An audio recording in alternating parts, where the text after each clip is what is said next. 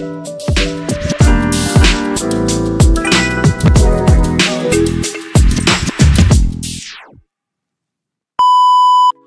sa Dota 2 Dad. Ako ang inyong host, Daddy Eric or Daddy L. And etong podcast na to ay para sa mga tatay, para sa mga magulang, at para sa mga partners na gusto mag-level up sa real life. Ang first episode na to ay kikwento ko kung paano ako nag-ship from loading screens to rank matches, mga pustahan, mga tambay sa computer shop, whatnot, pupunta sa late nights, iyak ng bata, yung mga, alam mo yung mga asawa na merong bigla kang kakausapin sa kalagitnaan ng paglalaro mo ng Dota, biglang papasok sa gilid mo, magsasalita ng may tatanong or may sasabihin. Ito ang para sa inyo, itong episode na to. So, ito yung about sa transition, na yung turning point kung kailan na-realize ko na, ay, hindi pala to solo mission. Hindi pala to solo rank or turbo matches sa Dota. Kung isa kang tatay or partner or future parent na gusto maging present, matatag at mas intention sa buhay at sa bahay nila, ito na yon. Tara, find match mo na. Let's start with, kwento ko muna yung paano nag-start yung buhay gamer ko. Casual gamer naman ako, hindi naman ako competitive gamer. Competitive gamer, siguro dahil sore loser ako, ayoko na natatalo. So, pwede mo sabihin competitive gamer. So, nag-start ako ng pagiging gamer ko, paglalaro ko ng computer games, na addict ako sa Counter-Strike. Unang punta ko sa computer shop, grade 3 or grade 4 ako. Punta ako sa computer shop, humingi ako kay nanay, sa lola ko, sa nanay ko ng 20 pesos. Tapos sabi niya, ito, bigyan kita 50 kasi mahal yung rent mahal yung rent sa computer shop. Mag-rent ka ng isang oras sa computer shop. Pinatry niya sa akin, sige. Kasi gusto ko din maglaro, ganyan. So kung matry. And then, ayun, nakapag-testing ako. Sabi ko, 1 hour po sa PC ganito. Tapos, di ko alam kung paano mag-start ng game sa counter. CS 1.3. Kasi napapanood ko lang sila. Tapos ganyan. Mga tak, mga B. Mga dami lang pinipindot sa keyboard. Tapos meron pa yung yung arrow keys. Yung comma and period sa keyboard. Gaganunin nila yon. So, may mga tao naman doon, mga tambay na shop na tinulungan ako mag-start ng game. Bots ang kalaban muna, ganyan. Tapos, tinuruan din nila akong bumili ng baril, bala. Lagi ako si machine gun, si 5.1. P51 lagi. Di syempre, mga tambay doon, paisa naman ako. Wala. Ganun talaga Ganun ang kalakaran sa computer shop Ganyan. So, fast forward, natuto ko mag Counter-Strike, actually naging favorite ko talaga is maglaro ng NBA. Doon din sa computer shop na yun natutunan ko mag NBA NBA Live 2003, and then nahilig na ako sa basketball sa NBA. And then dami kong naging kaibigan sa paglalaro sa computer shop, sa pagiging gamer. Naglalaro din ako ng PS2, nagre-rent din ng PS2 sa mga sa shop, PlayStation na kung tawagin.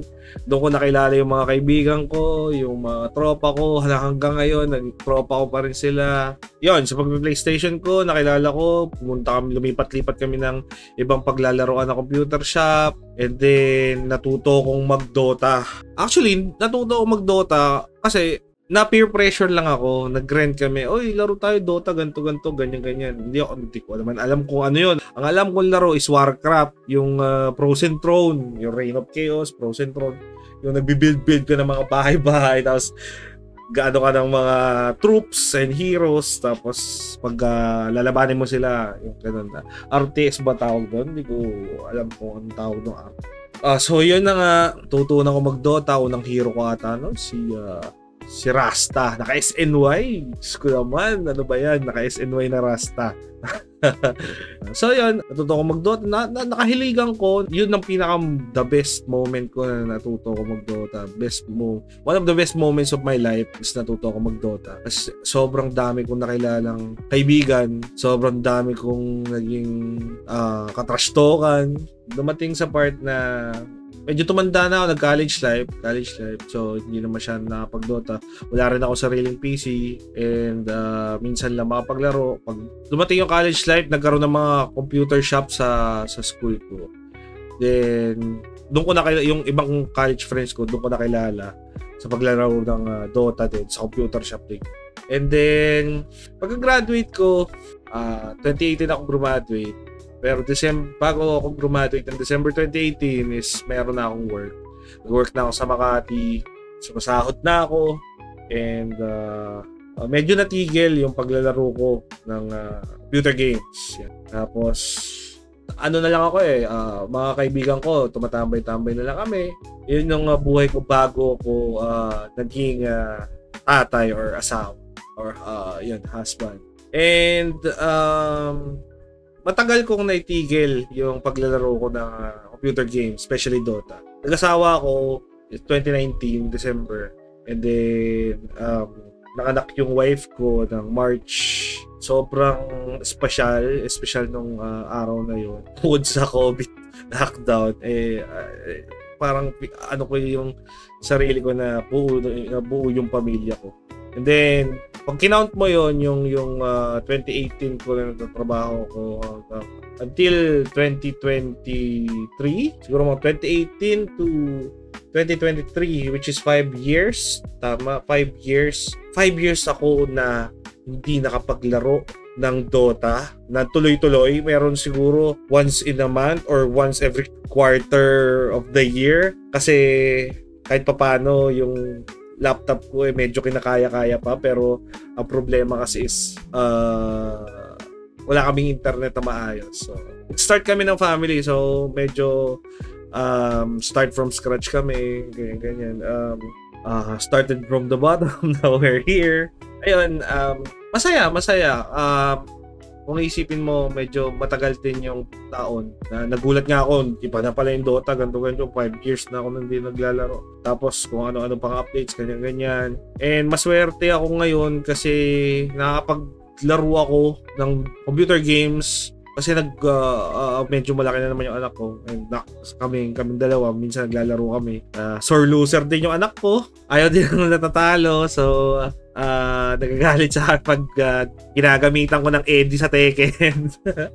Durog siya lagi sa akin. So, walang tatay anak dito pag naglalaro ng computer games. And masaya kasi yun nga, nakapaglaro kami ngayon. Nakapaglaro ako ng Dota. Okay ang work namin, okay ang pamilya. Thankful ako kasi yun nga, nakapagpundar ako ng dream PC kahit na sobrang hindi siya high-end. Nakapagbuo ko ng sarili kong PC, gumagana yung Dota, nakapaglaro ako, may internet kaming okay, di ba? So, ayun, sobrang thankful lang ako doon sa yung mga panahon na nag-start ako mag-gaming. So, yun pala yun yung pinapattern ni God para sa akin. Start from bata pa lang, grade 4, grade 3, hanggang until now, nakapaglaro ako. Turbo enjoyer na ako ngayon. Yan. And then, bakit ko naisipan gawin tong podcast na to is, nagkaroon lang ako ng eureka moment. Although, kung pwede mo sabihin eureka moment yun. Parang gusto kong gumawa ng content or podcast na makaka-relate yung mga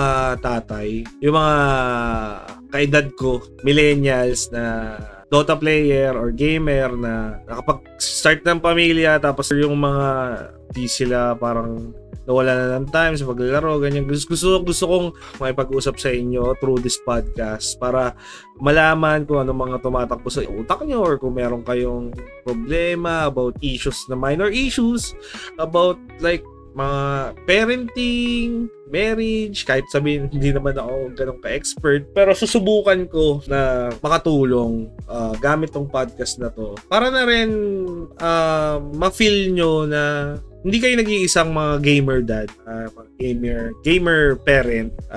Andito kami, hindi nyo lang alam kasi hindi nyo naman ako nakaka-party sa Dota. Ginawa ko tong podcast na to para doon sa dahilan. And kwento ko sa inyo yung first time na pagiging tatay ko, nung naging tatay ako. So, nanganak yung asawa ko, yung anak ko, maliit sobra. Gulat. Ganun pala maging tatay, ganun pala yung bata. Sobrang liit lang, parang bola lang ng football. Grabe, ang sobrang anong tawag doon, yung parang delicate. So, konting mo lang, baka biglang malala, biglang maputol yung kamay. Diyos ko naman. Yun yung mga takot ng isang pagiging first time dad. So, nakakatuwa din kasi nakakapawi ng pagod kapag nag-work kasi ako dati sa office. And uwian naman ako, malapit naman kasi yung trabaho ko. So, ang pinaka masakit sa isang parent, especially kunyari sa tatay, kasi tatay naman ako, is yung may iwan mo yung anak mo na tulog pa, tapos papasok ka sa work, tapos biglang makikita mo yung anak mo dudungaw sa bintana kasi hinahanap ka niya. So, pinakamanong malungkot na moment naman yun para sa pagiging. And then ang pinakamasaya naman is yung pag-uwi mo sa bahay na sasalubungin ka ng anak mo na tuwan-tuwa dahil dyan na si Papa, let's go. Ganon yung mga niya, gusto niya makipaglaruan agad. Sobrang tinalo pa si Gary B para parang Mr. Pure Energy talaga ang datingan. Parang feeling mo na, teka, parang gusto kong bumalik sa trabaho. Hindi ko kaya energy dito. Pagod ako So magpahinga Pero at the end of the day, kaya ako umuwi kasi ang pahinga mo yung sa pamilya mo, sa anak mo. Yun, feel ko din na yung nanganak nga yung asawa ko, feel ko na, ito na, totoo na to, tatay na ako, asawa ko, ganyan. Sobrang ang daming pinagbago ng priorities ko dati kasi syempre, Diyos ko, aminin ko sa inyo, wala akong plano sa buhay ko, Diyos ko. Gusto ko lang magtrabaho, magkaroon ng pera, yun lang. So, bumili ng gusto ko. Di ko naman nakalain na pag may asawa ka na pala at may pamilya ka, may anak ka, magbabago pa lang ang priorities mo, Diyos ko. Imbis na ikaw ang pagkain yung mag-asawa, o ikaw, pagkain mo, iuwi mo, titipirin mo yung pera na pambili para sa anak mo, para may pangkain yung anak. Grabe yun, nag-work ako sa Makati, talagang, from 4 o'clock ako gigising. Gisingin ako asawa kong 4 kasi may pasok din siya. Pag-prepare niya din ako, kahit buntis siya, pag-prepare niya ako ng almusal, ganyan. So, uwi ako ng mga alas 8. Sobrang hirap sumakay ng bus, ng jeep sa may Makati. Tapos punta ka ng Buendia. Sobrang hirap. Natiis ko yun ng 2 taon. Ay, nako, nakakapagod. But at last, kahit pa paano, work from home na ako. Pahinga habang work. Mas maraming pahinga habang work. Boss, joke lang yan. Ang ngayon is parang mga lessons na natutunan ko na pwede mong i-apply, kung ano-anong strategy na sa gaming na pwede mong i-apply sa parenting is ang parenting or pagiging magulang is teamwork.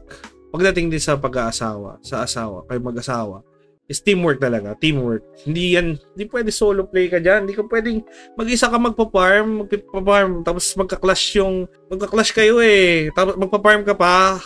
Oo, carry ka, pero tama na muna farm, okay ka na team play tayo, clash tayo. Kapag kita natin na medyo dehado, try natin mag-ibang hindi ang Dota is team play, teamwork, hindi yan solo play, hindi ka mananalo ng mag-isa dyan. Carry ka pero kailangan mo rin ng suporta. So yun, teamwork talaga. And kailangan talagang meron kayong strategy, kayong dalawang mag-asawa. Meron kayong strategy para sa inyong pamilya. Strategy muna bago yung mga reaction, yung mga emotions na violent reactions or emotions na hindi makakatulong naman, 'di ba? Strategy. Kung kayong dalawa dapat yung magkakampi dun na mag-solve ng problema. Hindi kayo dapat yung nag-aaway. Hindi nyo dapat pinag-aawayan yung problema. Kayo dapat yung umaaway sa problema. Kayong dalawa. Which is yun nga, teamwork dapat kayo. And then yung emotional, yung EQ nyo, emotional quotient nyo dapat syempre Talagang kailangan i-build up nyo. Nabi-build up kasi yan eh. Hindi naman yan fix na parang kahit naman yung mga IQ, hindi fix yan. Tumataas yan.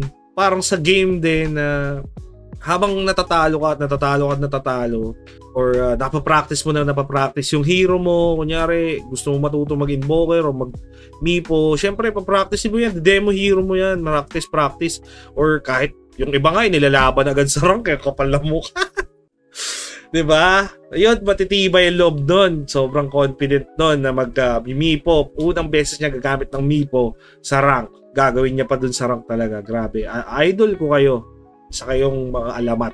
So, ayun. Abangan nyo yung mga iba pang topics na mga ibang episode, mga susunod na episode ko na ito kasi first episode ko, so medyo baguhan pa tayo, hindi pa ganun ka ayos yung ating podcast, pero asahan nyo sa mga susunod na episodes, gagalingan pa natin, ayusin pa natin, tatakil din natin yung mga yung sa parenting, yung marriage, common marriage problems, mental health of course, hindi lang sa mga lalaki, hindi lang sa mga babae. Yung mga iba pa, pwede kayo mag-suggest sa akin ng or mga naiisip nyong episode o topics, ganyan. Kung nagustuhan nyo tong episode na to, follow nyo ako at itong podcast ko, follow nyo muna ako sa Facebook. Sa Facebook muna tayo, guys. Ayoko muna din mag-upload sa YouTube. Facebook muna. Try ko sa IG. Siguro mga reels. Mga reels na to. Kung meron man. Abangan nyo sa IG. Gawa tayong IG. And share nyo na din sa mga tropa nyo na mga tatay din. Mga gamer dad or mga soon-to-be parents na, alam mo yon, mga gamers, so mga tropa natin dyan ng mga magiging tatay na. And sa susunod, papag-usapan naman natin kung paano magiging better partner. Kahit pagod ka na sa work, or pagod ka na sa buhay, or pagod ka sa paglalaro ng Dota. Yan, ang abangan natin. Itong episode na muna natin ngayon is parang, muna tayo, get to know each other, alamin nyo kung anong buhay ng host nyo, kung paano ginagawa niya sa buhay-buhay, mga bossing. So guys, ayun, maraming salamat sa pakikinig sa episode ng Dota 2 Dad. Ako ang inyong host, si Daddy Eric or Daddy El. So, pwede nyo i-add sa Steam, pwede tayo maglaro ng turbo lang, ayoko na ng rank game. Nasakit ulo ko. Tsaka hindi pwedeng i-post eh. Mamaya papasok yung asawa ko dito, papagawa na naman ako ano-ano. Ang hirap i-post. So, yun, share mo to sa tropa mong tatay, soon to be dad, or kahit sino na mga kailangan ng konting tawa sa buhay, tsaka parenting wisdom. Kita-kits ulit tayo sa Wednesday, 8 p.m. para sa bagong kwento at real talk. Till next time, press pause muna tayo. Quit Dota muna. God bless.